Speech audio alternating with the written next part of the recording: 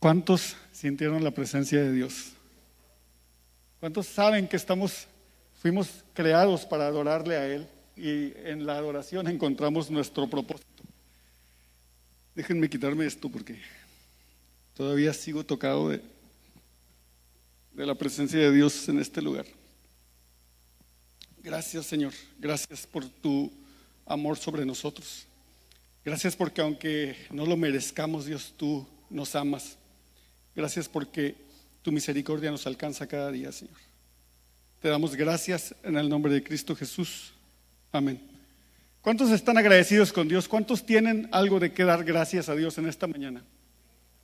Primeramente, estamos aquí y no estamos en otro lugar. Estamos aquí para escuchar de su palabra, para adorarle, para agradecerle todo lo bueno que es con nosotros. Bueno, vamos a ponernos en disposición de nuestro corazón para escuchar su palabra y que su palabra penetre profundo en nuestros corazones. Vamos a leer Juan 3, del 1 al 16. Dice: había un hombre de los fariseos que se llamaba Nicodemo, un principal entre los judíos. Este vino a Jesús de noche y le dijo: Rabí, sabemos que has venido de Dios como maestro, porque nadie puede hacer estas señales que tú haces si no está Dios con él. Respondió Jesús y le dijo: de cierto te digo, que el que no naciere de nuevo no puede ver el reino de Dios. Nicodemo le dijo: ¿cómo puede un hombre nacer siendo viejo? ¿Puede acaso entrar por segunda vez en el vientre de su madre y nacer? Respondió Jesús: de cierto te digo, que el que no naciere de agua y del Espíritu no puede entrar en el reino de Dios. Lo que es nacido de la carne, carne es, y lo que es nacido del Espíritu, Espíritu es. No te maravilles de que te dije: os es necesario nacer de nuevo. El viento sopla de donde quiere y oyes su sonido, mas ni sabes de dónde viene ni a dónde va. Así es todo aquel que es nacido del Espíritu. Nicodemo respondió y le dijo: ¿cómo puede hacerse esto? Respondió Jesús y le dijo: ¿eres tú maestro de Israel y no sabes esto? De cierto te digo, que lo que sabemos hablamos, y lo que hemos visto testificamos, y no recibís nuestro testimonio. Si os he dicho cosas terrenales y no creéis, ¿cómo creeréis que si os dijere las celestiales? Nadie subió al cielo sino el que descendió del cielo, el Hijo del Hombre que está en el cielo.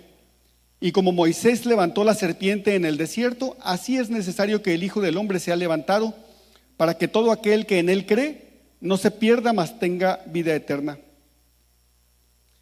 Esta historia del encuentro de Nicodemo con Jesús no aparece en ningún otro evangelio, en ningún otro lugar de la Biblia. Esto es algo de lo peculiar que Manny comentaba cuando iniciamos con esta serie.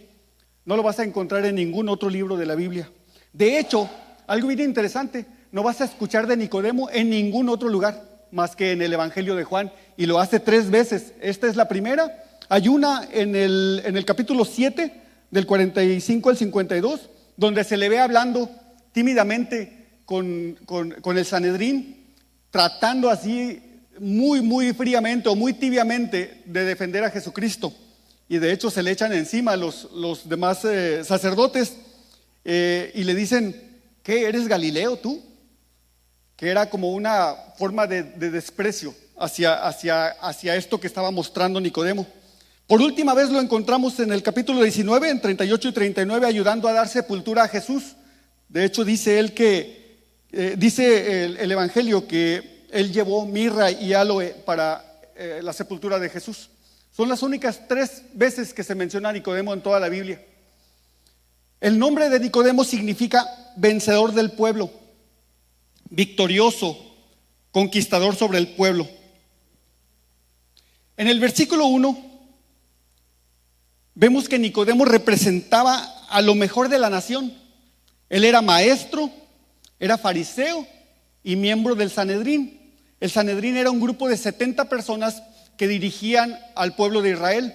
Lo dirigían en todo el aspecto teológico, esto es, en religión, pero no solamente en religión. Bajo la supervisión romana, el Sanedrín era la máxima autoridad judicial también en el pueblo judío. De hecho, con el visto bueno del Imperio Romano, ellos decidían lo que sucedía en el pueblo de Israel, en el pueblo judío. Entonces vemos a Nicodemo, era parte de la alta dirección del pueblo de Israel en ese tiempo. En el versículo 2 vemos a Nicodemo ir de noche a visitar a Jesús y nos preguntamos ¿por qué? ¿Por qué de noche? No lo sabemos, la Biblia no los dice, pero muy probablemente había una lucha en su interior. Había una lucha entre el estatus que sabemos que tenía, o sea, era hagan de cuenta que era del grupo que dirigía el país. Pero por otro lado, sus ojos estaban viendo algo que le llamó mucho la atención, algo no cuadra, decía, algo raro está sucediendo aquí. Tenía temor de ser juzgado por los demás miembros del Sanedrín y al mismo tiempo tenía una gran expectativa acerca de quién era Jesús. Aquí aparece un hombre que había visto señales milagrosas, grandes señales que no se habían visto antes y que estaba dispuesto a hacer preguntas. Sin embargo, es claro que Nicodemo no tenía entendimiento en ese tiempo, en ese momento, de quién era realmente Jesús. A él solamente le llamaba mucho la atención lo que estaba viendo. Sabía que el sello de Dios estaba sobre él, eso no lo discutía. Lo que no sabía era quién exactamente era Jesucristo. Intelectualmente, esto es, en el conocimiento humano, había algo que no cuadraba. Fíjense, Miqueas 5:2 profetizó que la ciudad del nacimiento del Mesías, ¿dónde iba a ser? En Belén de Judá. Miqueas lo dijo desde siglos antes. Miqueas profetizó que el Mesías iba a nacer en Belén de Judá. Belén de Judá está como a 9 kilómetros de Jerusalén, está muy cerquitita del centro religioso y político de Israel. Pero ¿cómo se le conocía a Jesucristo? ¿Jesús de dónde? De Nazaret. Entonces fíjense qué tremendo. Miqueas decía, el Mesías debe nacer en Belén de Judá, pero a Jesucristo se le conocía como en Nazaret. ¿Y dónde está Nazaret? Nazaret está como a 150 kilómetros al norte de Jerusalén. Entonces algo no cuadraba. Decía, oye, pues si el Mesías va a ser de Belén, ¿cómo es este hombre? Jesús de Nazaret está haciendo y diciendo que él es el Mesías. Aquí había un conflicto intelectual. Muchísima gente no sabía que Jesucristo había nacido físicamente en Belén de Judá. Este era uno de los principales argumentos por lo que los intelectuales no podían aceptar que Jesucristo era el Mesías, porque no cuadraba con lo que decían, con lo que ellos sabían, no cuadraba con lo que decía la palabra de Dios.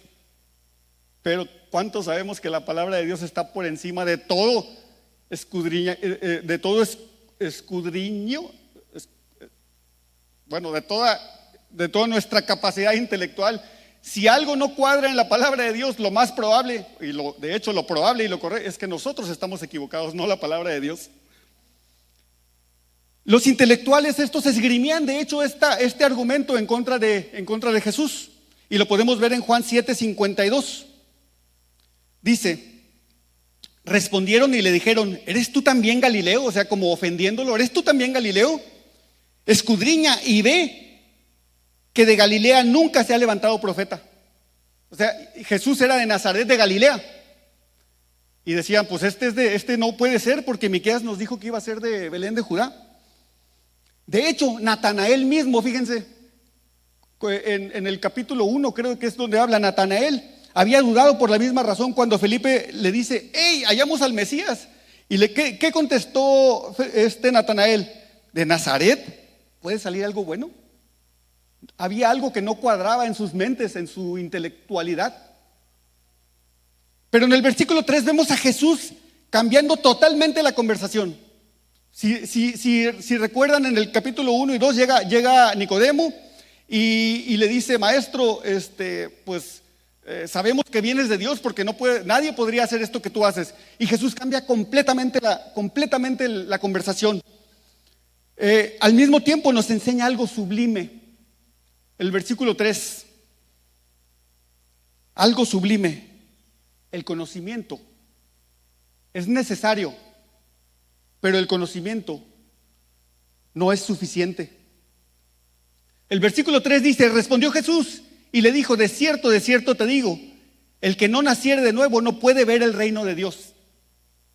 No es suficiente con que estudies la palabra de Dios. No es suficiente con que te sepas la palabra de Dios para adelante y para atrás. Necesitas algo más. Necesitas algo que solamente Dios puede darte. El nuevo nacimiento. Solamente Jesús puede darte ese nuevo nacimiento y solamente así puedes tener una verdadera relación con Dios. No puedes tener solamente una relación intelectual con Él porque no es suficiente. De hecho, el creer no te hace cristiano. El que tú digas yo creo no te hace cristiano. De hecho, Santiago lo dice de una forma tremenda en 2:19. Fíjense nomás lo que dice Santiago. Tú crees que Dios es uno, bien haces. También los demonios creen y tiemblan. ¿Cuántos de nosotros hemos escuchado a muchísima gente allá afuera que dice, yo no necesito asistir a la iglesia, yo no necesito bautizarme, yo no necesito nada porque yo creo en Dios? Pues fíjense lo que dice Santiago, no haces nada extraordinario. Los demonios creen y tiemblan porque saben además lo que les va a suceder. Nacer de nuevo o nacer de arriba tienen el mismo significado. Experimentar una transformación espiritual que saca a las personas del reino de las tinieblas, donde literalmente no pueden ver, y los introduce en el reino de Dios. El reino es la esfera donde la bendición de Dios y donde la autoridad de Dios rige nuestras vidas. Allí es donde habita todo el nacido de nuevo. Podemos definir el nuevo nacimiento, o también conocido como la regeneración, como un acto secreto de Dios en el que nos imparte nueva vida espiritual. Y mucha gente que está muerta en este momento espiritualmente va a decir lo mismo que Nicodemo, no va a entender de lo que estamos hablando. Pero fíjense lo que dice Efesios 2, 1 y 3. Efesios 2, 1 al 3. Dice,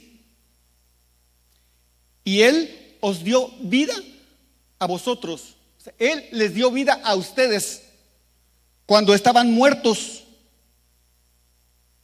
en delitos y pecados, en los cuales anduvisteis en otro tiempo, siguiendo la corriente de este mundo, conforme al príncipe de la potestad del aire, el espíritu que ahora opera en los hijos de desobediencia, entre los cuales también todos nosotros, todos, no hay uno que no haya venido del reino de las tinieblas hacia la luz, en el cual también todos nosotros vivimos en otro tiempo. Nosotros que somos cristianos, que hemos recibido ese nuevo nacimiento, ese regalo de Dios, ya no estamos en la oscuridad, ya nos formamos parte del reino de las tinieblas.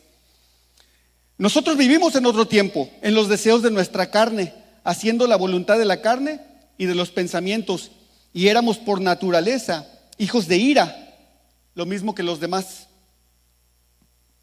Esta obra sobrenatural del nuevo nacimiento o de la regeneración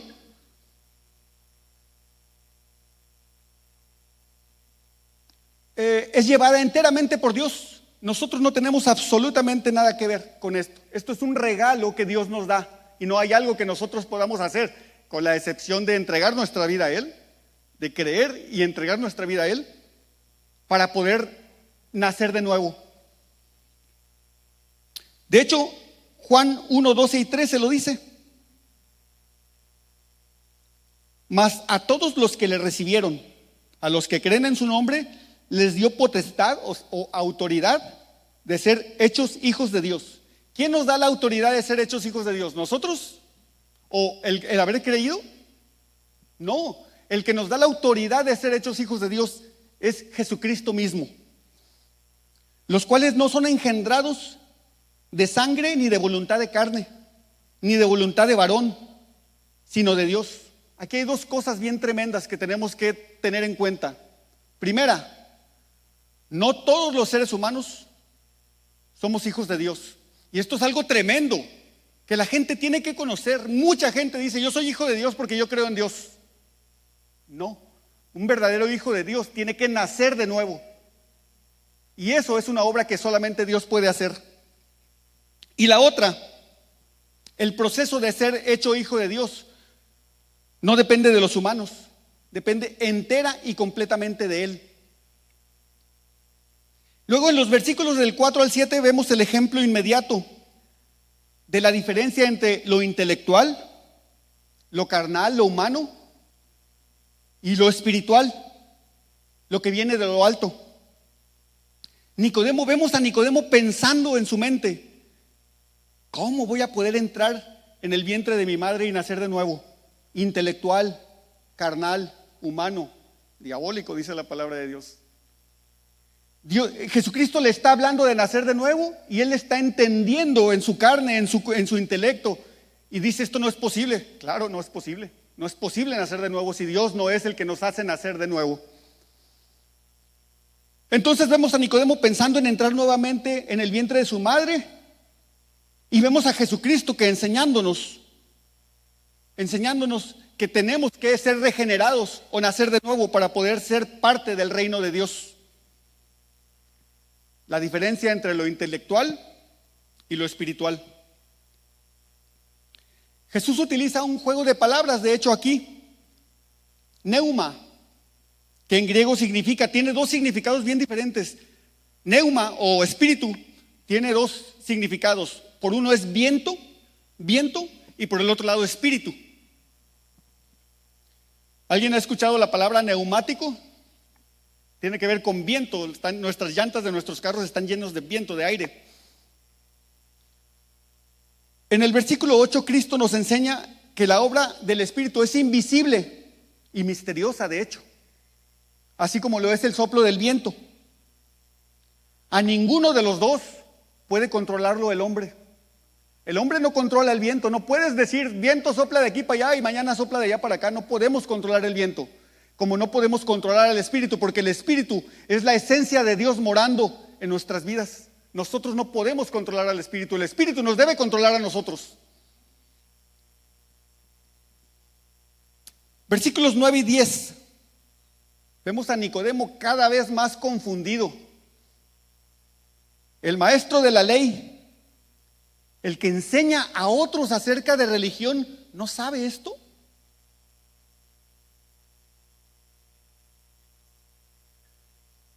De hecho, los profetas del Antiguo Testamento, hablaron de una época en la que el Espíritu Santo iba a intervenir la vida de todos los hijos de Dios.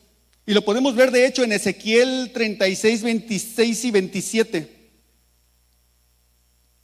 Dice, os daré corazón nuevo y pondré espíritu nuevo dentro de vosotros.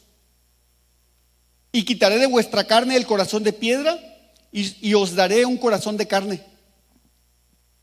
Y pondré dentro de vosotros mi espíritu y haré que andéis en mis estatutos y guardéis mis preceptos y los pongáis por obra.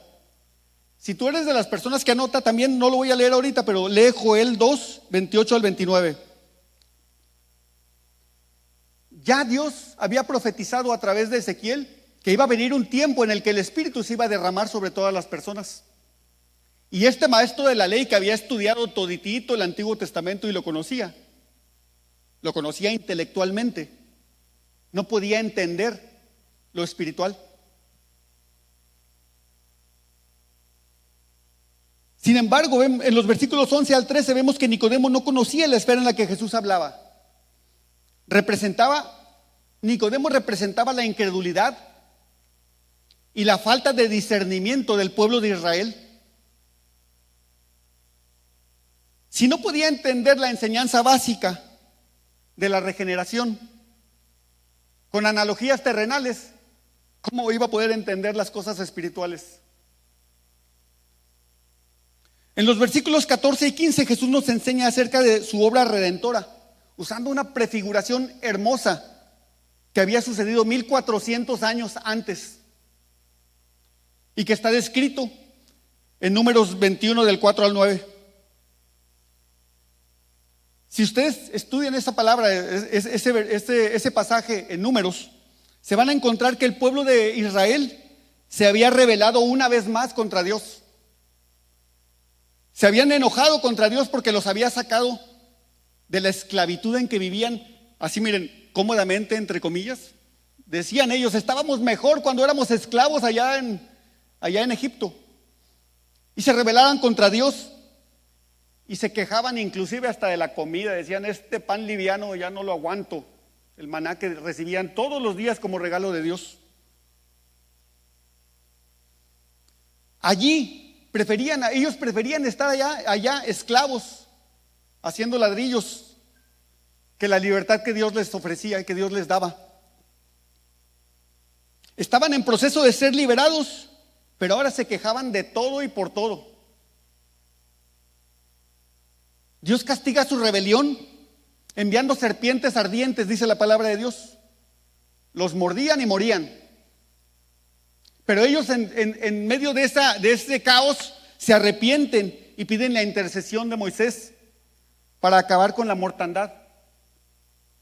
Y luego en Números 21:8 dice, y Jehová dijo a Moisés, hazte una serpiente ardiente y ponla sobre un asta, y cualquiera que fuere mordido y mirare a ella vivirá.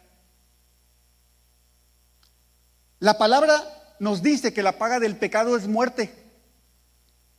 Esto es, la retribución por nuestra rebelión es la muerte. Y Dios mostró allí en ese tiempo, en Números, mostró su justicia. ¿Cuántos saben que Dios es justo?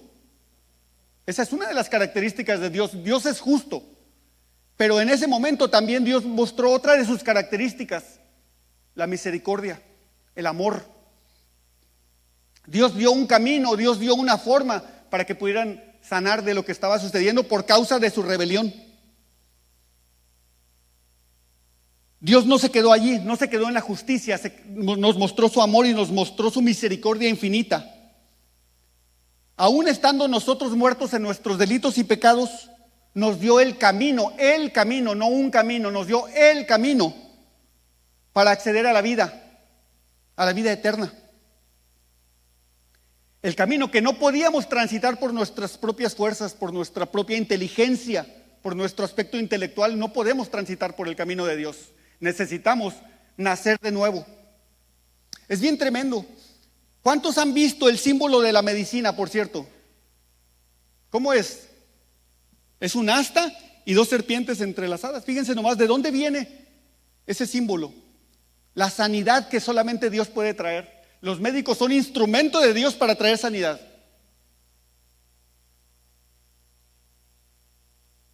Pues vemos a Jesucristo. Jesucristo pone en la mente de Nicodemo, le pone, ¿te acuerdas lo que estudiaste cuando te estabas formando maestro? Estudiaste muchas cosas, pero no las puedes discernir porque lo estás haciendo intelectualmente. Tienes que ser espiritual. Y para poder ser espiritual tienes que nacer de nuevo. Juan 3:16 dice,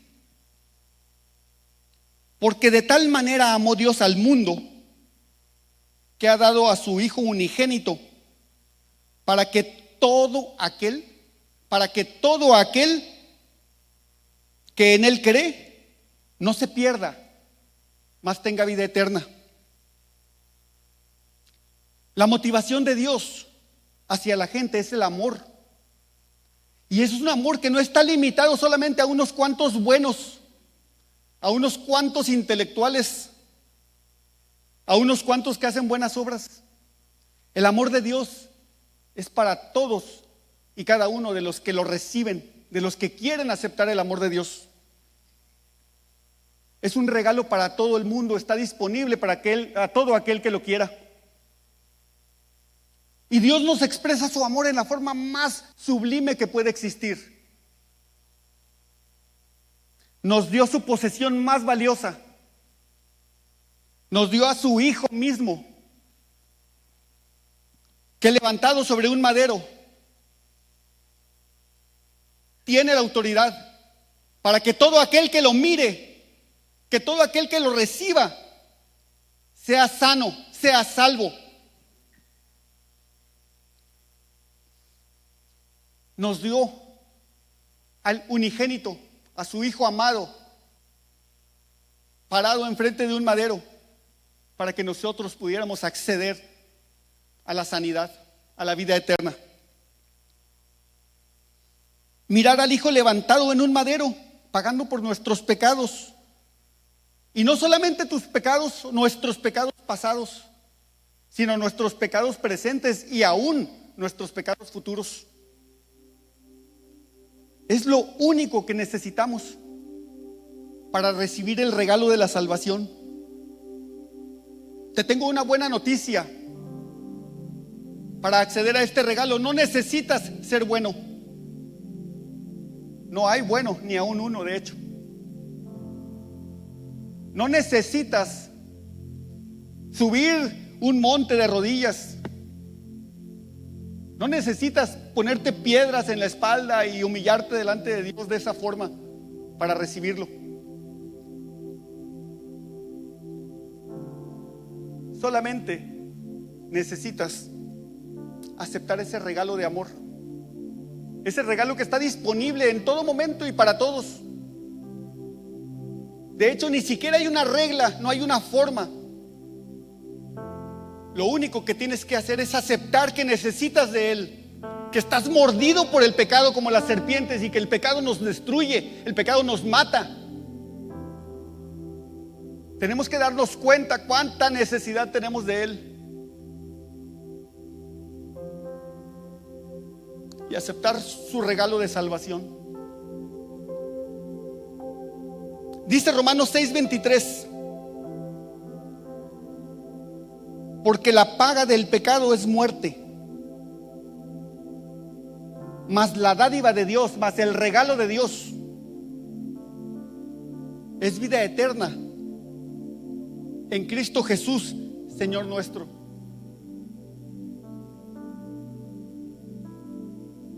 Puede ser que yo no te conozca, puede ser que no me hayas visto nunca antes, pero déjame decirte una cosa. Puede ser que alguien te haya invitado y viniste por primera vez aquí y dices: qué raro está esto, es raro, es espiritual, y con nuestra mente, con nuestro intelecto no podemos entenderlo. Pero sí te puedo asegurar una cosa: si tomas la decisión de aceptar este regalo de salvación, ese regalo gratuito que tienes de parte de Dios, tu vida va a cambiar completamente. Vas a nacer de nuevo. Vas a tener una oportunidad que no has tenido hasta hoy.